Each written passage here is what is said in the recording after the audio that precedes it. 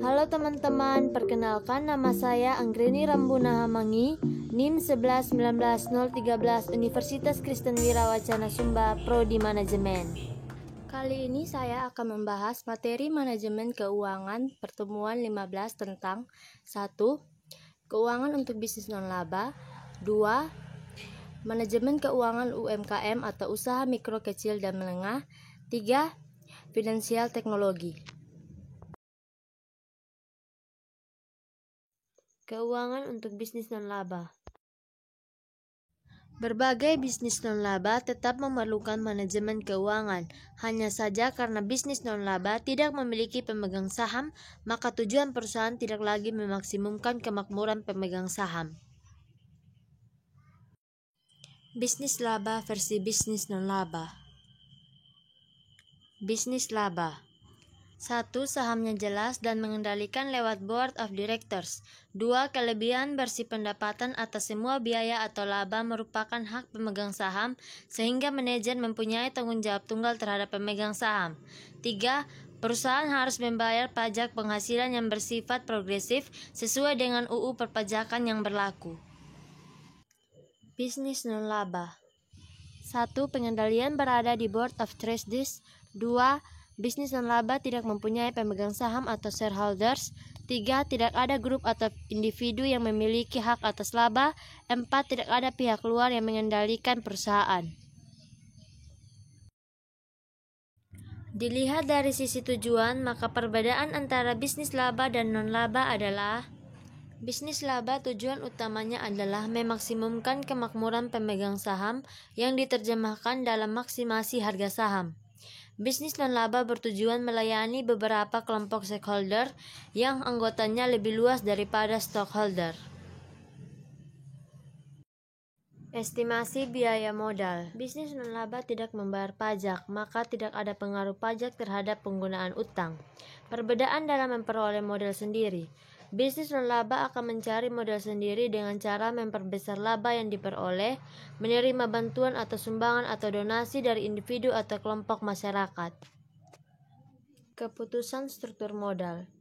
Struktur modal bisnis non-laba tidak membayar pajak dan oleh karenanya tidak dapat mengurangi biaya utang.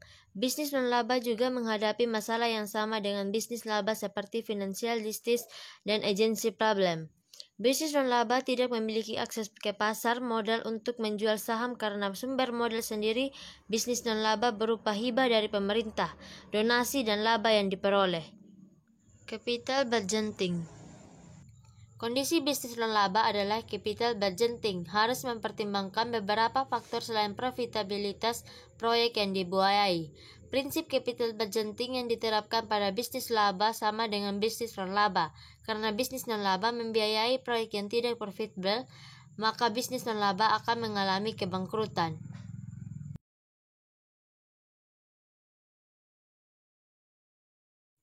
Dua hal penting yang harus diperhatikan bisnis non-laba. Bisnis non-laba harus memberikan social value.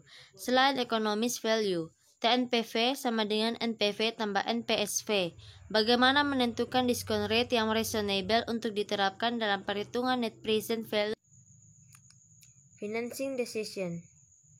Municipal bonds yang merupakan sumber pendanaan bagi bisnis non-laba.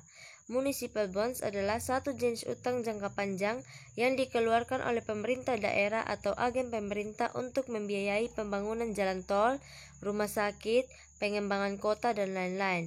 Municipal notes sifatnya jangka pendek.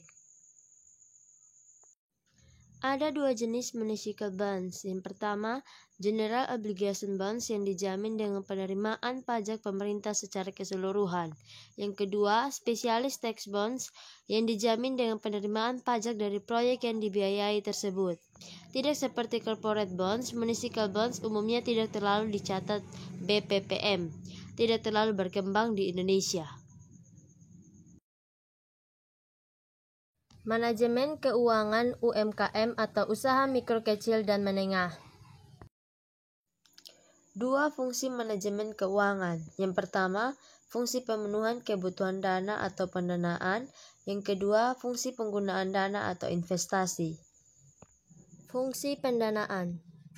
Yang membedakan manajemen keuangan pada UMKM dan usaha besar adalah, pada UMKM tidak terdapat pembagian saham karena tidak adanya pemisahan antara kepemilikan dan manajer, sehingga tidak terjadinya tujuan manajemen keuangan yaitu memaksimumkan kekayaan pemegang saham. Fungsi pendanaan. Sejumlah sumber modal usaha yang dapat digunakan. 1. Tabungan. Sumber modal aman digunakan, sisa uang yang tersimpan dalam jangka waktu tertentu dan bebas digunakan. 2. Harta dalam bentuk lain, perhiasan, kendaraan, rumah, dan lain-lain. 3. Pinjaman. Memiliki risiko yang lebih besar, bersumber dari sanak saudara, teman, LK non-bank, dan bank. 4. Kerjasama investor.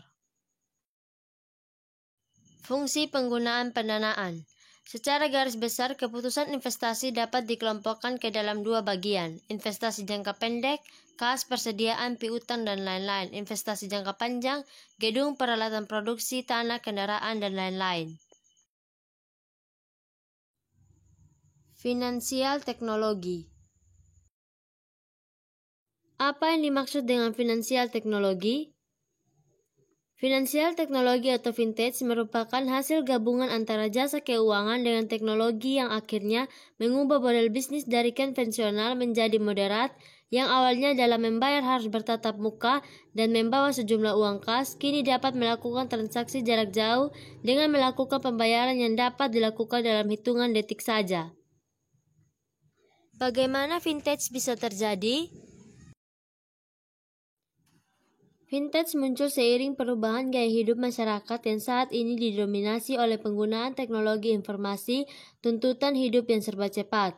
Dengan fintech, permasalahan dalam transaksi jual beli dan pembayaran seperti tidak sempat mencari barang ke tempat perbelanjaan, ke bank atau ATM untuk mentransfer dana, keengganan mengunjungi satu tempat karena pelayanan yang kurang menyenangkan dapat diminimalkan. Dengan kata lain, fintech membantu transaksi jual beli dan sistem pembayaran menjadi lebih efisien dan ekonomis, namun tetap efektif. Apakah keuntungan dari fintech? Bagi konsumen, 1. Mendapat layanan yang lebih baik, 2. Pilihan yang lebih banyak, 3. Harga yang lebih murah. Bagi pemain fintech atau pedagang produk atau jasa, 1. Menyederhanakan rantai transaksi, 2. Menekan biaya operasional dan biaya modal, 3. Membekukan alur informasi. Bagi negara, 1. Mendorong transmisi kebijakan ekonomi, 2. Meningkatkan kecepatan perputaran uang sehingga meningkatkan ekonomi masyarakat, 3. Di Indonesia, fintech turut mendorong strategi nasional keuangan inklusif atau SKNI. Apa saja dampak yang ditimbulkan dari fintech? Fintech telah mengubah sistem pembayaran di masyarakat dan telah membantu perusahaan-perusahaan startup dalam menekan biaya modal dan biaya operasional yang tinggi di awal. Bagaimana peran fintech dalam sistem pembayaran? Dalam hal ini, fintech mampu menggantikan peran lembaga keuangan formal seperti bank. Dalam hal sistem pembayaran, fintech berperan dalam 1. Menyediakan pasar bagi pelaku usaha, 2. Menjadi alat bantu untuk pembayaran, penyelesaian settlement dan clearing, 3. Membantu pelaksanaan model investasi yang lebih efisien, 4. Mitigasi risiko dari sistem pembayaran yang konvensional, 5. Membantu pihak yang membutuhkan modal untuk menabung, meminjam dana, dan penyertaan modal. Apa saja yang dilakukan Bank Indonesia dalam menjaga ketertiban lalu lintas pembayaran terkait fintech? Dalam hal penyediaan pasar bagi pelaku usaha, Bank Indonesia memastikan perlindungan terhadap konsumen, khususnya mengenai jaminan kerahasiaan data dan informasi konsumen lewat jaringan keamanan cyber. Dalam hal tabungan, pinjaman, dan penyertaan modal, Bank Indonesia mewajibkan setiap pelaku usaha untuk patuh kepada peraturan makroprudensial, pendalaman mengenai pasar keuangan, sistem pembayaran sebagai pendukung operasi dan keamanan cyber untuk menjaga data dan informasi konsumen.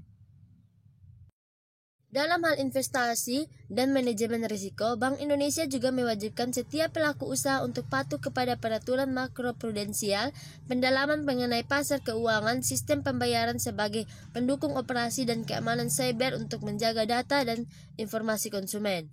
Dalam hal pembayaran, penyesuaian, settlement dan clearing, Bank Indonesia memastikan perlindungan terhadap konsumen, khususnya mengenai jaminan kerahasiaan data dan informasi konsumen lewat jaringan keamanan cyber. Sekian penjelasan materi manajemen keuangan untuk pertemuan 15. Terima kasih, semoga bermanfaat.